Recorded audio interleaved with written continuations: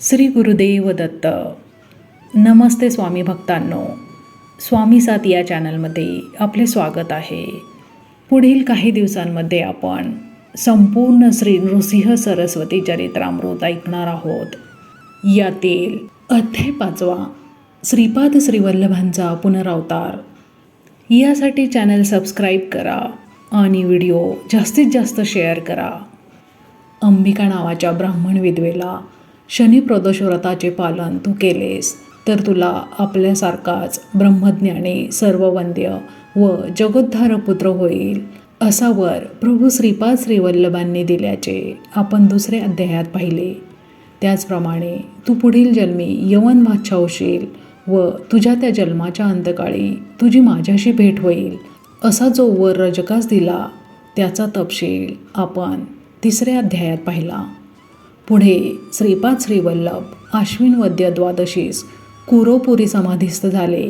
अंबिकेला व रजकाला दिलेल्या वरांची पूर्तता श्रीपाद श्रीवल्लभांनी म्हणजेच प्रभू श्री दत्तात्रेयांनी कोठे, कशी व कोणत्या अलौकिक लीला केल्या व तो नव्याने धारण केलेला अवतार केव्हा, कसा व कोठे संपवला याविषयीची माहिती पुढील सर्व अध्यायातून दिली आहे.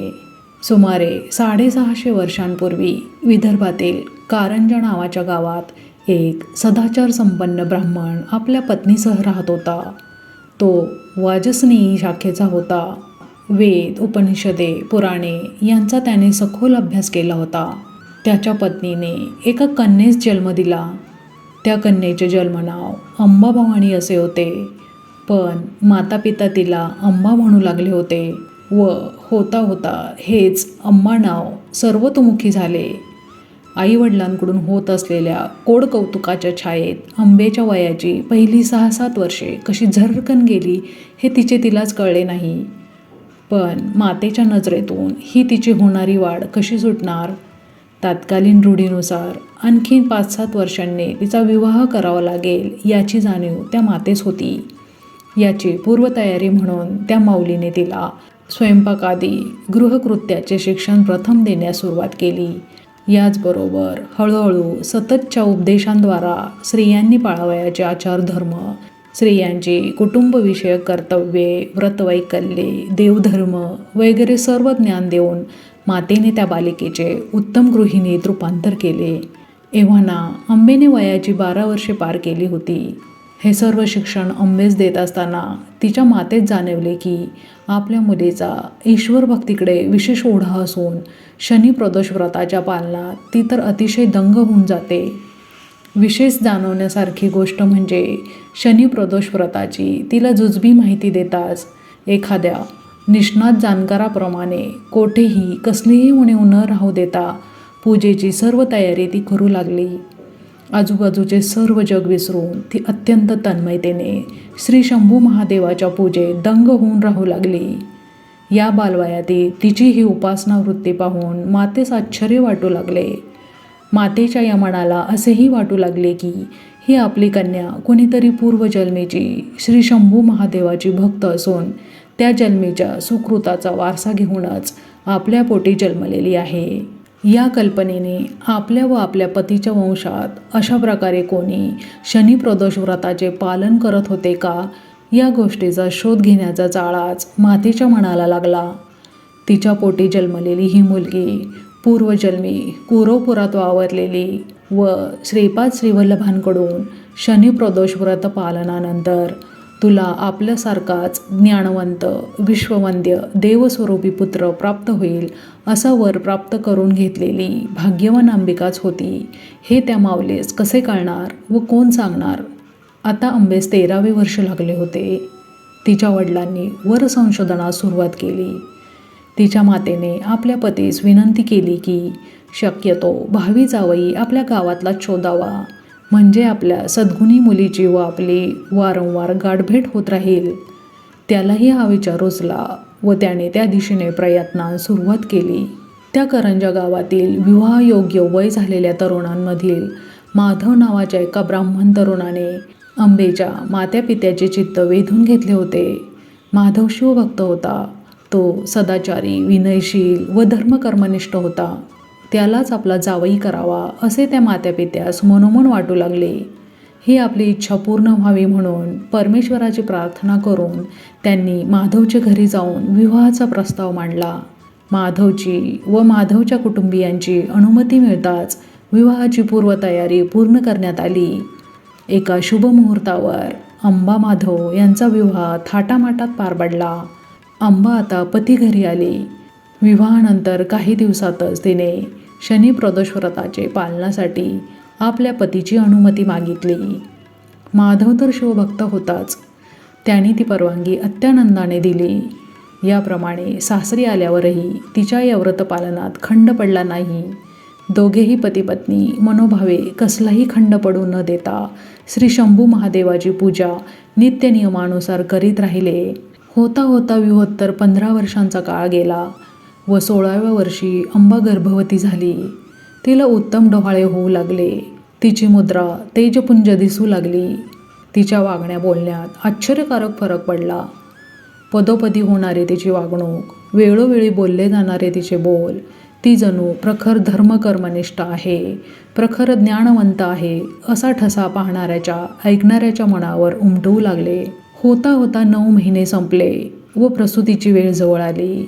शनिवारी पौष शुक्ल द्वितीयेस मध्यान्ही अंबिकेने एका सुंदर गोजीरवाण्या बालकास जन्म दिला. शके 1300च्या आसपास ही घटना घडली. भगवान श्री दत्तात्रेयांनी श्रीपाद श्री वल्लभ या नावाने घेतलेल्या अवताराच्या समाप्तीनंतर पुन्हा हा नवा अवतार धारण केला होता. या अवताराने पूर्वीच्या अवतारात कुरवपुरी अंबिकेस दिलेल्या वरदानाची पूर्तता झाली. जन्म होताच सर्व बालकांचे रुदन आपल्या कानी येते. ही नवजात बालके अशी का रडतात? माझ्या कल्पनेनुसार ही जन्मेच्छू बालके मातेच्या गर्भात असताना हात जोडून, हे परमेश्वरा, या मलमूत्रात रक्तात वळवळणाऱ्या आम्हाला एकदाचे सोडव अशी प्रार्थना करीत असतात. परमेश्वराने तेथून सुटका करताच ही बालके हात सोडून झटकन मोकळी होतात. परमेश्वराला विसरून विश्वमायेच्या कुशीत गुरफटतात. ज्या ईश्वराने सोडवणूक केली होती त्याचे हात जोडून आभार मानण्याचे भानही त्यांना राहत नाही. कृतज्ञतेचे गाठोडे जन्म घेता घेताच ती मागे टाकून येतात. म्हणून त्यावेळी व त्यानंतर सततची ही रड त्यांच्या मागे लागते. पण अंबेने जन्म दिलेल्या त्या बालकाने जन्म घेता क्षणी रुदनाऐवजी ओंकाराचा सुस्पष्ट उच्चार केला. काय ही अलौकिक कृती! या पहिल्याच उच्चाराने मात्यापित्याला कळले की हा जरी आपला पुत्र असला तरी हा खरोखरीचा ईश्वरी अवतार आहे. माधवने रूढीनुसार जातक कर्म उरकले. काही ज्योतिषी एकत्र होऊन माधवच्या घरी आले व त्यांनी त्या बालकाची जन्मकुंडली तयार केली. ती कुंडली अभ्यासताना त्यांना असे आढळून आले की हा माधवाचा नवजात पुत्र पृथ्वीतलावर अमर अशी कीर्ती मिळवेल.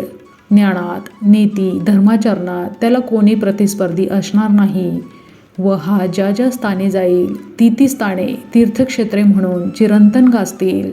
त्याच्या अनुग्रहाने मृत सजीव होतील, मुके पंडित होतील. हा ब्रह्मचारी राहील. याच्या केवळ दर्शनानेच पतित पावन होतील. साऱ्या त्रिभुवनात हा पूज्य होईल.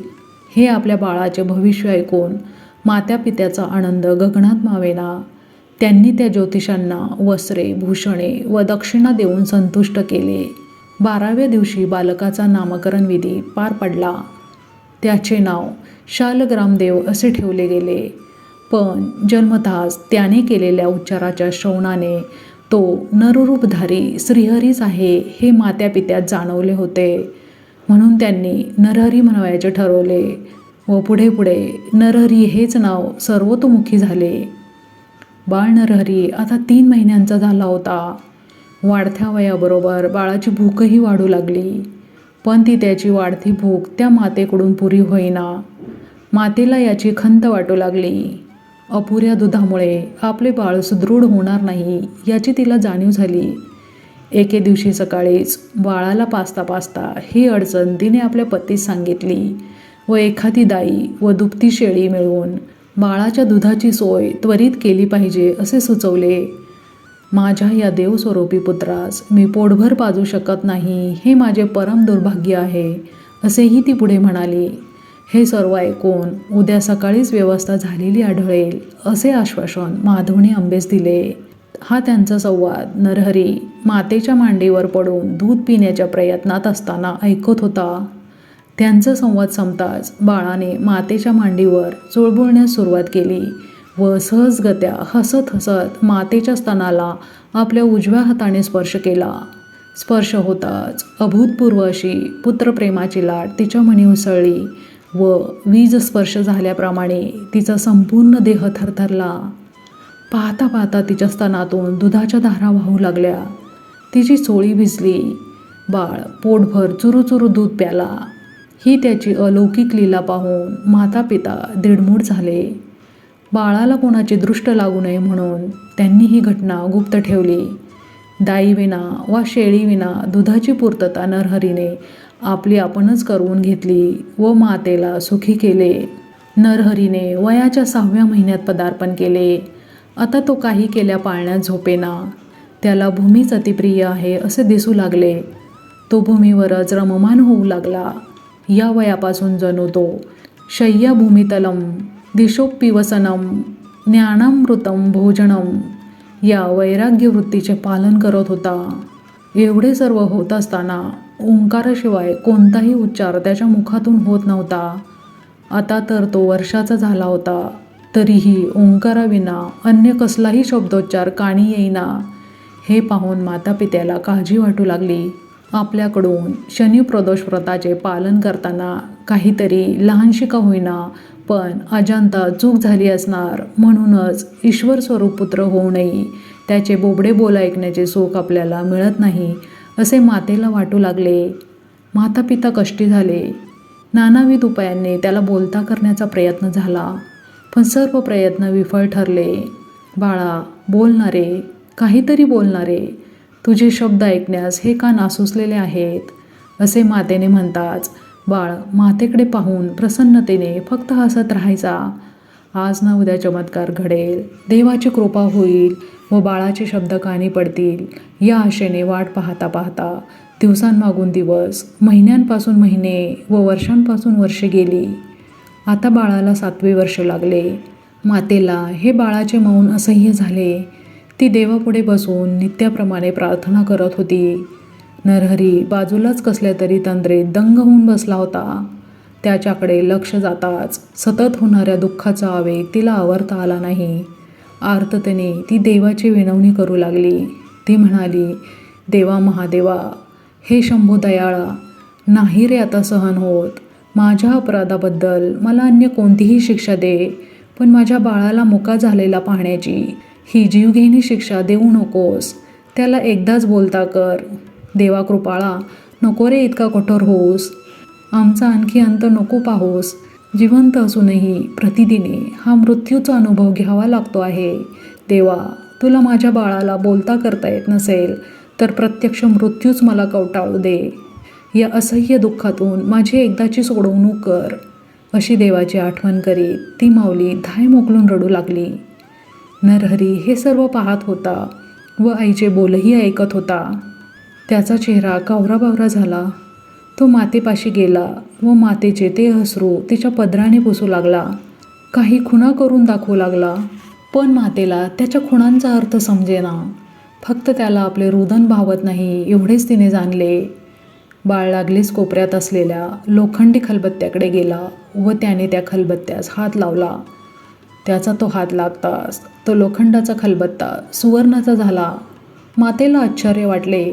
तिने घरातच इतरत्र वावरत असलेल्या आपल्या पतीस लागलीच देवखोलीत बोलावून घेतले व त्यास तो सुवर्णाचा खलबत्ता दाखवून काय घडले ते सांगितले. माधवला आपण स्वप्नात तर नाही ना असे वाटले. त्याने तेथल्या इतर काही लोखंडी वस्तू नरहरीसमोर ठेवल्या व त्या स्पर्श करण्यास सांगितले. त्याने तसे करताच त्याही सुवर्णाच्या झाल्या. मात्यापित्याला हा अलौकिक चमत्कार पाहून अत्यानंद झाला. त्यांना त्याच्यातील देवत्वाची जाणीव झाली. माता बाळास म्हणाली, बाळ नरहरी, तुझ्या या अलौकिक कृतीने आमची पूर्ण खात्री झाली की तू ईश्वरी अवतार आहेस. तू धनसंपत्तीचा वर्षाव आम्हांवर करू शकतोस. पण देवा, या सर्वमान्य धनसंपत्तीचा मोह आम्हाला नाही. तुझ्या या देवस्वरूपी पुत्ररूपाने आम्हाला असामान्य अलौकिक धनसंपत्ती लाभलेलीच आहे. उणीव आहे ती धनसंपत्तीपेक्षाही मौल्यवान असे तुझे बोल ऐकण्याची. तेव्हा आमच्या प्राणप्रिय बाळा, देवा तू केव्हा बोलणार? काय केलं म्हणजे बोलणार? का बोलत नाहीस ते आम्हाला सांग. माता पुढे काही बोलणार इतक्या झटकन नरहरीने आपला हात मातेच्या मुखावर ठेवला व खुणांद्वारा पुढे न बोलण्यास सुचवले. त्याने हात जोडून मातेपित्याचे चरणी वंदन केले. हातांच्या खुणांनी व चेहऱ्यावरील आविर्भावाने त्यास हळूहळू समजावून दिले की आपल्या मौजी बंधनानंतर आपण बोलणार. त्याच्या खुणांचा अर्थ पूर्णपणे ध्यानी येताच त्यांनी त्यास अत्यानंदाने उचलून घेतले. त्याचे मुके घेत त्याला आपल्या मिठीत धरून ठेवले. आपण या पुत्राची योग्यता न ओळखून या देवावर वेळ प्रसंगी रागावले, त्याला दूषणे दिली, त्याची उपेक्षा केली, कधी एखादी चापटही मारली. असे नानाविध प्रमाद अजाणता आपल्याकडून घडले असे त्यांना वाटू लागले. त्यांनी त्याबद्दल आपल्या देवस्वरूपी पुत्राकडे क्षमेची याचना केली. अत्यंत सावधगिरीने या प्रकाराची गुप्तता राखून त्या जोडप्याने आपल्या बाळासह तो दिवस आनंदोत्सवाचा भाग्याचा म्हणून साजरा केला. मौजी बंधनास योग्य असे ते बाळाचे 7वे वर्ष चालू होते. तेव्हा लागलीच दुसऱ्या दिवशी माधवने ग्रामज्योतिषाकडून मौजी बंधनाचा शुभमुहूर्त काढून आणला व व्रतबंधाच्या तयारीला लागला. ग्रामस्थांना त्याचप्रमाणे आपल्या सर्व नातेवाईकांना समारंभास उपस्थित राहून बटूस शुभाशीर्वाद देण्याची आवर्जून विनंती केली. प्रशस्त मांडव घातला गेला. मांडवात मधोमध सर्व संस्कार विधींसाठी बोहला बांधण्यात आला. नेत्रदीपक सजावट केली. निमंत्रित नातेवाईक येऊन मुक्काम करते झाले. आता मुहूर्ताचा दिवस किती दूर आहे हे पाहण्यासाठी केवळ 2च बोटे पुरत होती. माता पित्यात जाणारा प्रत्येक क्षण युगायुगाचा वाटत होता. त्यांच्या उत्कंठेने परमोच्च टोक गाठले होते. चाललेला थाटमाट पाहून मुक्या मुलाच्या व्रतबंधनासाठी माधव अफाट खर्च करणार आहे याची जाणीव गावातल्या ब्राह्मणांना होऊ लागली. त्यांची यावर टीकाटिप्पणीही सुरू झाली. मुका मुलगा गायत्री मंत्राचा उच्चार कसा करणार? व्रतबंधाच्या या खटाटोपातून काय साध्य होणार? हेच पैसे शिल्लक ठेवले तर आईबापाच्या पश्चात त्या मुक्या मुलाला दारोदार भीक मागावी लागणार नाही असे काही म्हणू लागले तर होऊ घातलेल्या मुलाची मुंज या नाटकात आईबापाच्या श्रीमंतीचे, दागदागिन्यांचे, भपकेबाज कपड्यांचे प्रदर्शन नक्कीच होईल. याशिवाय आपणास दक्षिणा, भेटवस्तू, पक्वान्नाचे भोजन मिळणारच. पण त्या बटूचे, त्याच्या मात्यापित्याचे काय व्हायचे ते होईना का? आपल्याला काय त्याचे? हा काही अन्यांचा दृष्टिकोन. अंबा माधव यांचे कानी ही टीका आली, पण ते मुळीच क्षुब्ध वा विचलित झाले नाहीत. पुत्ररूपाने घरात वावरणाऱ्या देवावर त्यांचा पूर्ण विश्वास होता. घरातले नोकर चाकर, माधवचे नातेवाईक व सोबती, अंबेचे नातेवाईक व मैत्रिणी या सर्वांनी कंबर कसल्या, पदर खोचले. सर्वजण कामात दंग होते. तो दिवस कसा व केव्हा संपला हे कोणाला कळलेच नाही. सर्व आवरता मध्यरात्र उलटून गेली. पहाटे लवकर उठणे जरुरी होते. 2-3 तास जी काही झोप घेता येईल ती घ्यावी म्हणून सर्व उठले. पुरुष मांडवातील बैठकींवरच आडवे झाले तर स्त्रियांनी घराच्या ओटेचा आश्रय घेतला.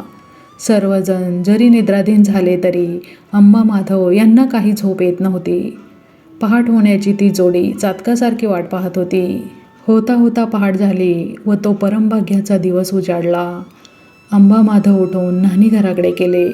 जाता जाता त्यांनी सनई चौघडीवाल्यांना उठवले. काही जुने नोकर उठले होते, ते इतरांना उठवू लागले. हळूहळू मुखमार्जन, स्नान वगैरेसाठी न्हाणी घराच्या आसपास पाहुणे नोकर जमू लागले.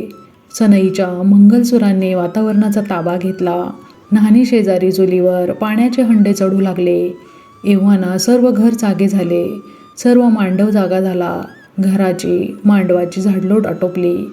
दुधाची पातेली चुलाण्यावर चढू लागले. ज्यांच्यावर कामाची जबाबदारी सोपवली होती ते सर्व कामास लागले. सर्व स्त्री पुरुषांच्या, मुलाबाळांच्या अंघोळी उरकल्या. बैठकीच्या खोलीत लाडू, चिवडा, चकली, करंजी, बर्फी, अनारसे वगैरे विविध प्रकारच्या खाद्यपदार्थांचे थाळ्यांवर थाळे येऊ लागले.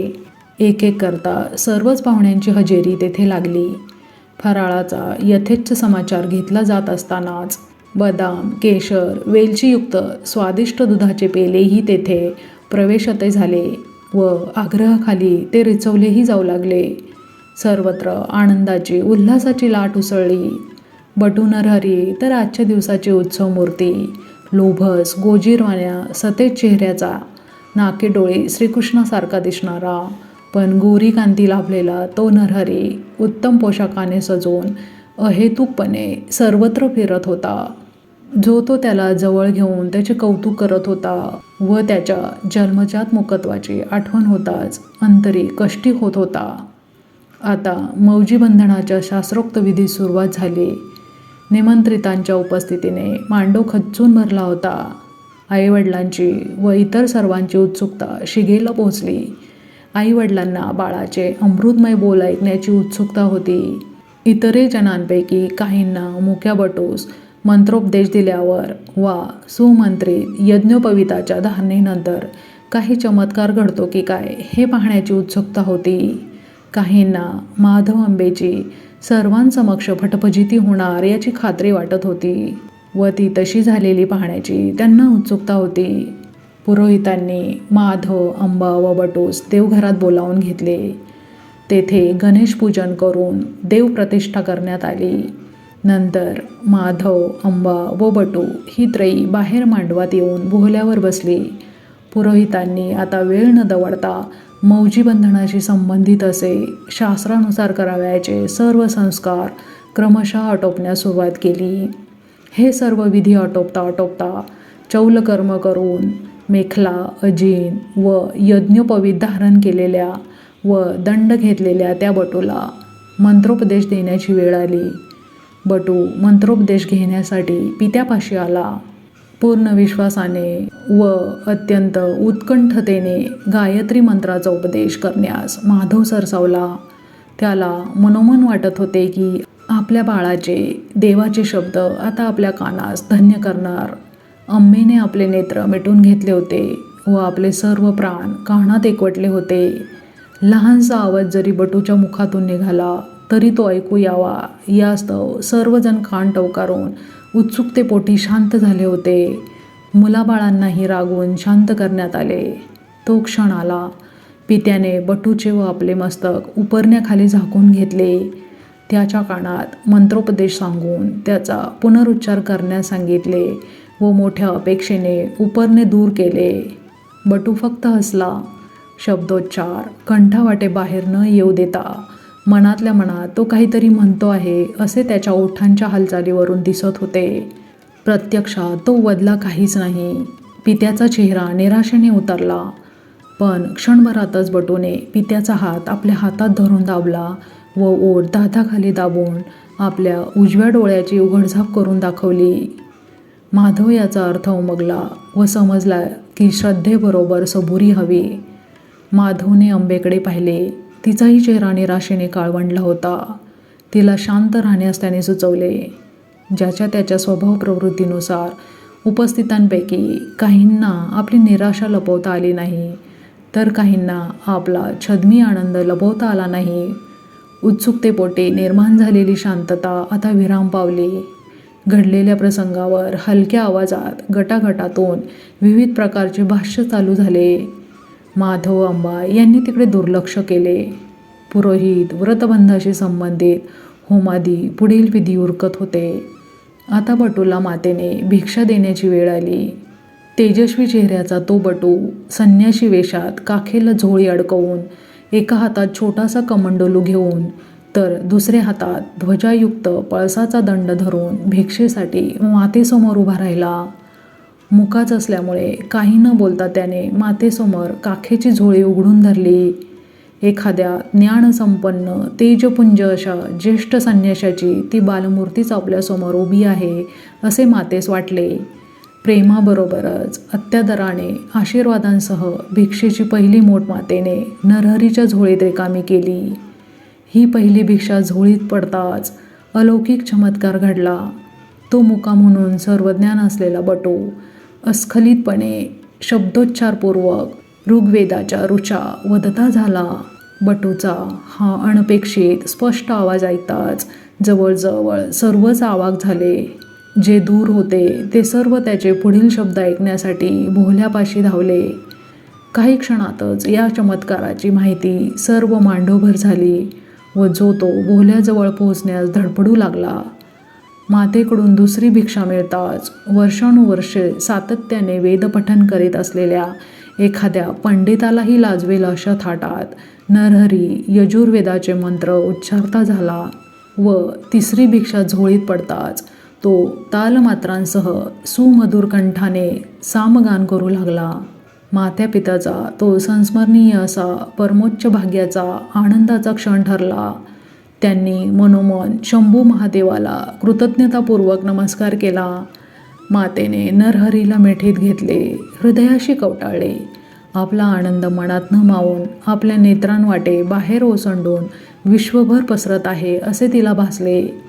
तिने आपल्या भोवती सर्वत्र नजर फिरवताना मांडवात असलेली प्रत्येक व्यक्ती आनंदाने धुंद झालेली तिला दिसली. बटू नरहरी हा जरी अंबा माधव यांचा पुत्र असला तरी प्रत्यक्षात ईश्वराचा अवतार आहे असे त्या सर्वांस वाटू लागले. सर्वांनी त्याचा उत्स्फूर्तपणे जय जयकार केला. एव्हाना हे वृत्त वायू वेगाने गावभर पसरले व सर्व जनसमुदाय तेथे लोटला. मुका म्हणून याची या क्षणापर्यंत हेटाळणी केली याचा पश्चाताप पाहून ते सर्व ग्रामस्थ क्षमा याचते झाले.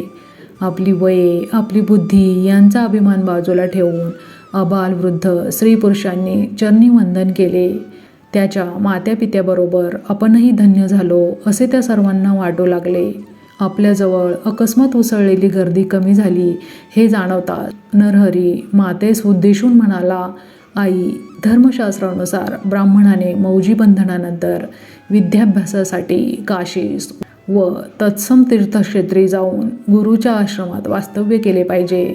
तेथे विद्याभ्यासाबरोबरच गुरुसेवा करून भिक्षायाचनाद्वारे आपला उदरनिर्वाह केला पाहिजे.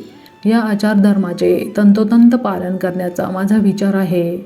तू भिक्षा मागण्याचा उपदेश देऊन भिक्षाही दिली आहेस, तेव्हा आता मला काशीत जाण्यास अनुज्ञा दे.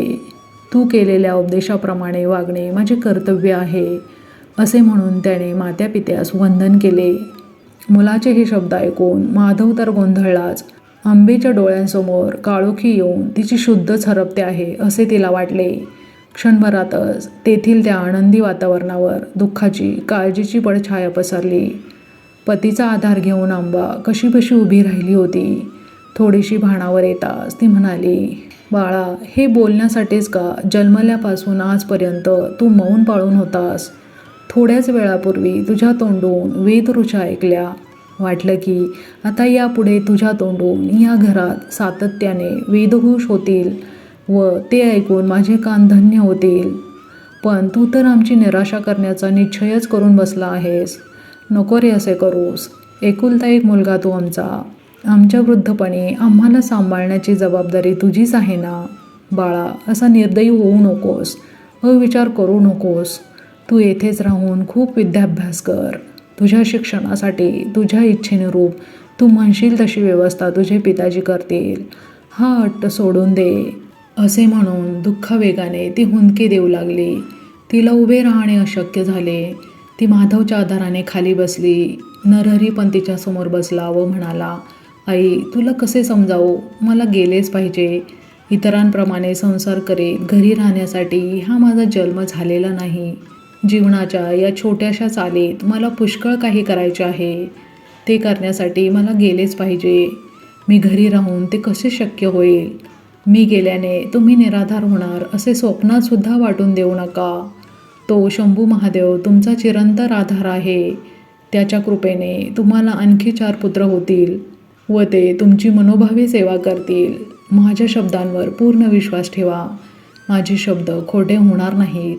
तू तर पूर्वजन्मापासूनच त्या दयाघन शंभू महादेवाचे नित्यपूजन करीत आहेस. तो तुला कधीच दुःखी कष्टी करणार नाही. असे म्हणून नरहरीने आपला उजवा हात मातेच्या मस्तकावर ठेवला. तो हाताचा स्पर्श होताच मातेस आपल्या पूर्वजन्माचे स्मरण झाले व नरहरीच्या जागी प्रभू श्रीपाद श्री वल्लभ तिला दिसू लागले. तिला कुरवपूरच्या नदीकाठचा तो प्रसंग स्पष्ट दिसू लागला. तिचे नेत्र आनंदाने फुलून आले. मुखावर पसरलेल्या दुःखाच्या चिंतेच्या दाट छायांचा आता मागमूसही उरला नव्हता. तिची खात्री झाली की प्रभू श्रीपाद श्री वल्लभांनी तिला आपली माता होण्याचे परमभाग्य देऊन गेल्या जन्मी दिलेला तो वर त्यांनी पूर्ण केला. नरहरीकडे पाहण्याची तिची दृष्टीच बदलली. ती उमजली की हा मुलगा लौकिक अर्थाने जरी आपला असला तरी पूर्णार्थाने तो विश्वाचा आहे. मनोभावे वंदन करून तिने नरहरीचे चरणद्वय भक्तिप्रेमाने धरले. नरहरीला तिच्या अंतरीचा प्रत्येक विचार कळत होता. त्याने दिसलेल्या प्रकाराची वाच्यता करू नकोस असे तिला सांगून लागलीच तिच्या मस्तकावर पुन्हा एकदा आपला हात ठेवला. हा दुसरा स्पर्श होताच तिला आलेली पूर्वजन्मीची स्मृती आता विस्मृतीत ढकललेली गेली. पुढे नरहरी मातेस म्हणाला, आई, तू ज्ञानी आहेस, याची वाच्यता कोणाकडे करू नकोस. मी संन्याशी यती म्हणून या जगात वावरणार आहे. तुला म्हणून सांगतो, संसारासाठी माझा जन्म झालेला नाही. सगळ्या तीर्थक्षेत्री संचार करणे मला अत्यावश्यक आहे. तेव्हा आता निरोप दे. पूर्वजन्मीची स्मृती विस्मृतीत ढकलली गेल्याने मातेचे मन पुनश्च मायामोहात गुरफटून गेले. पुत्राची व आपली ताटातूट व्हावी हे काही केल्या तिच्या मनाला पटेना. तेव्हा ती म्हणाली, बाळा, मला अशी रडत ठेवून जाण्यात तुला सुख वाटत असेल तर जरूर जा. निदान तू तरी सुखी झालेला दिसशील. आमचे काहीही हो, तुझ्या सुखासाठी धडपडणे हेच तर आमचे जीवनध्येय. पण एकदा विचार कर, 4 पुत्र होतील तेव्हा होतील. आज तरी तुझ्या विना कोणी नाही ही सत्यस्थिती आहे. शिवाय संन्यास हा चतुर्थाश्रम आहे. ब्रह्मचर्याश्रम, गृहस्थाश्रम व वानप्रस्थाश्रम या तिनांचे योग्य पालन करता करता वैराग्य, विरक्ती यांची मनपूर्वक ओढ लागल्यावर संन्यासाश्रमात पदार्पण करावे हा तर धर्मादेश आहे. तुझा हा निर्णय या धर्मशास्त्राविरुद्ध आहे असे नाही वाटत का तुला? यावर नरहरी म्हणाला, आई, या सर्व आश्रमांचा क्रम पार करून संन्याश्रमात जाण्यासाठी व त्या संन्याश्रमात काही लोकोपयोगी काम करण्यासाठी दीर्घकाळ जगण्याची खात्री पाहिजे.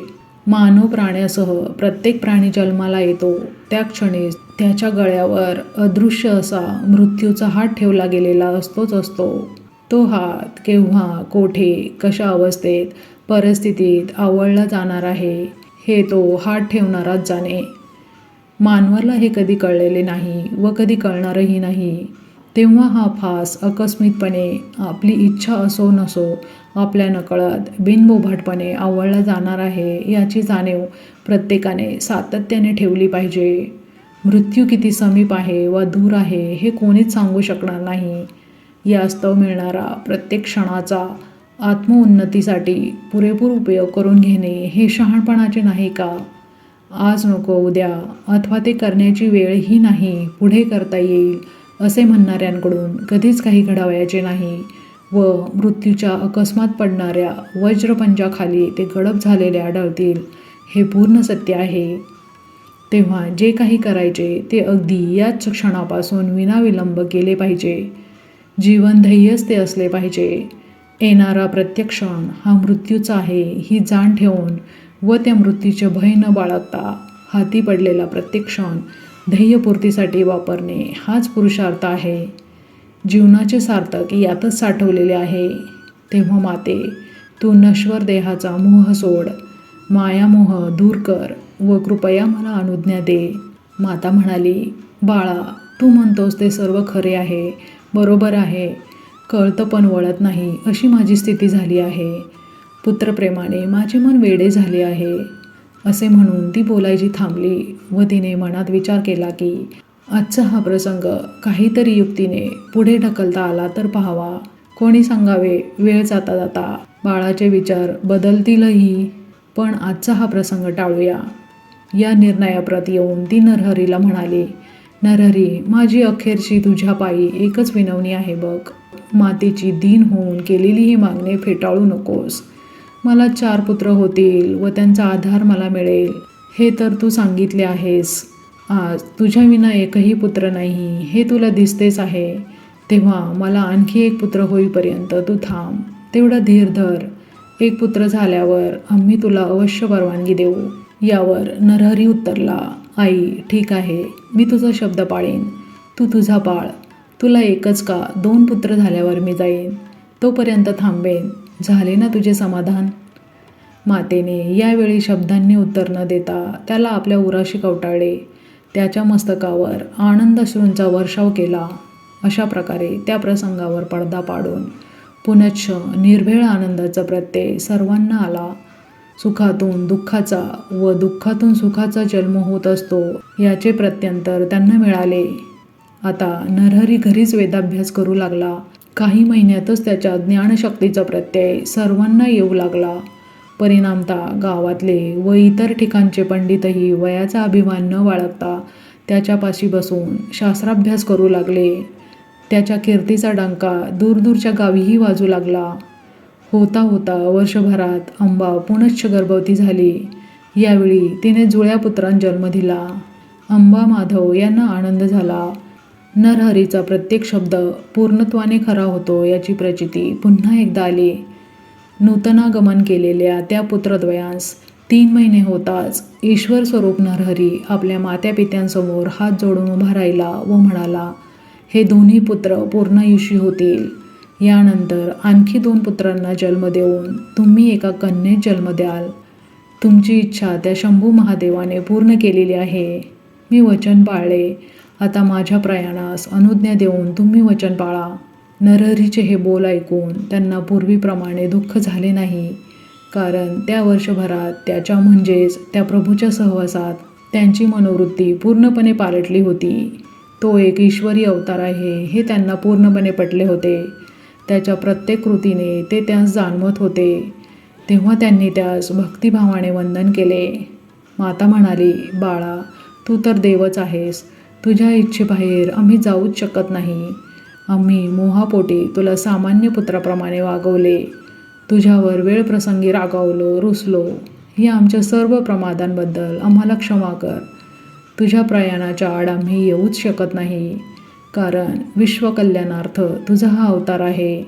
तुझ्या अशा जाण्याने तुझ्या देवस्वरूपी दर्शनाच्या आनंदास आम्ही मुकणार याचाच खेद होतो आहे. यावर श्रीप्रभू म्हणाले, ज्यावेळी आत्यंतिक भावाने तुम्ही माझी आठवण कराल त्यावेळी मी तुमच्यासमोर उभा असलेला आढळेन. तुम्ही आयुष्यभर सुखी व्हाल व अंती मोक्षपदी आरूढ व्हाल. 30 वर्षांनी मी तुमच्या भेटीसाठी येथे येईन. आता मी बद्रिका वनात जात आहे. हे ऐकून त्यांनी त्यास आशीर्वादांसह अनुज्ञा दिली व केव्हा निघणार याची चौकशी केली. यावर नरहरीने दुसऱ्या दिवशीच सकाळी प्रयाणाचा बेत असल्याचे त्यांना सांगितले. दुसऱ्या दिवशी सकाळी मात्यापित्यास वंदन करून त्यांचे आशीर्वाद घेऊन नरहरीने घराबाहेर पाऊल टाकले. गावातील आबालवृद्ध स्त्रीपुरुषांना त्याच्या प्रयाणाची बातमी समजलीच होती. त्या देवाला वंदन करण्यासाठी, त्याचे आशीर्वाद मिळवण्यासाठी अक्षरशः सर्व गाव अंबा माधव यांच्या दारी जमला होता. त्या गर्दीतून वाट काढता काढता नरहरीस नाकी दम आला. या लहान वयात तपश्चर्येत जाणाऱ्या त्या बाळाचे व अशा ईश्वर स्वरूपी बाळास लोककल्याणार्थ अनुज्ञा देणाऱ्या त्या मात्यापित्यांचे कौतुक करण्यासाठी गावकऱ्यांना शब्दसंपत्ती अपुरी भासू लागली. सीमेवरून लोक परत फिरू लागले. पण अंबा माधव यांची पावले तेथे स्थिरावली. मार्गक्रमण करत असलेल्या आपल्या प्राणप्रिय पुत्राच्या पाठमोऱ्या मूर्तीकडे ते टक लावून पाहत राहिले. पुत्राने सहज मागे वळून पाहिले. मातापिता अजूनही तेथे उभे असलेले दिसताच तो परत फिरला. त्यांच्यापाशी येऊन त्यांना त्रयमूर्ती श्री दत्तात्रय स्वरूपात आपले दर्शन दिले व आशीर्वाद देऊन घरी परतण्यास सांगितले. ती परमेश्वराची आज्ञा मानून अंबा माधव परत फिरले व नरहरी झपाट्याने आपल्या पूर्वनियोजित मार्गास लागला.